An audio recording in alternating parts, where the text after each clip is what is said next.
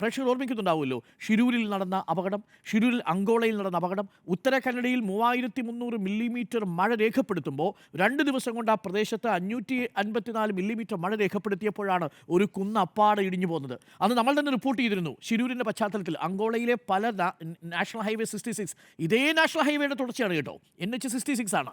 ആ NH6ൻ്റെ പല ഭാഗങ്ങളിലെയും മല വെട്ടിത്തുരന്നു പോയിരിക്കുന്നത് അശാസ്ത്രീയമായിട്ടാണ്. അവിടെ സ്ലോപ്പുകൾ അശാസ്ത്രീയമായിട്ടാണ് എന്ന് നമ്മൾ റിപ്പോർട്ട് ചെയ്തിരുന്നതാണ്. ആരും അതിന് നടപടിയെടുത്തില്ല. കാരണം എന്താ?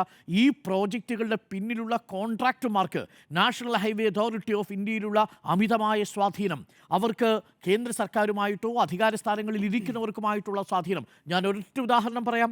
പെരിയയിൽ 2022 ഒരു വലിയ പാലം തകർന്നു വീണത്. പെരിയയിലെ ആ കൺസ്ട്രക്ഷൻ ഏറ്റെടുത്തിരുന്ന കമ്പനിയുടെ പേരെന്താണെന്ന് അറിയാമോ? മേഘ ഇൻഫ്രാസ്ട്രക്ചർ ലിമിറ്റഡ്, മേഘ എഞ്ചിനീയറിംഗ് ഇൻഫ്രാസ്ട്രക്ചർ ലിമിറ്റഡ് എന്ന കമ്പനിയാണ്. എന്താ കമ്പനിയുടെ പ്രത്യേകത?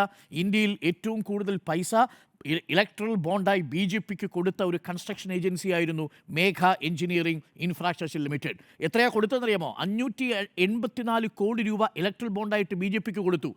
140 കോടി രൂപ മാർച്ച് മാസം 2023 ഇലക്ട്രൽ ബോണ്ടായിട്ട് കൊടുക്കുന്നു. ഏപ്രിൽ മാസത്തിൽ 14,400 കോടി രൂപയുടെ ബോംബെ ടണൽ പ്രൊജക്ട് മേഘയുടെ കൈവെള്ളയിൽ എടുത്തു കൊടുക്കുന്നു.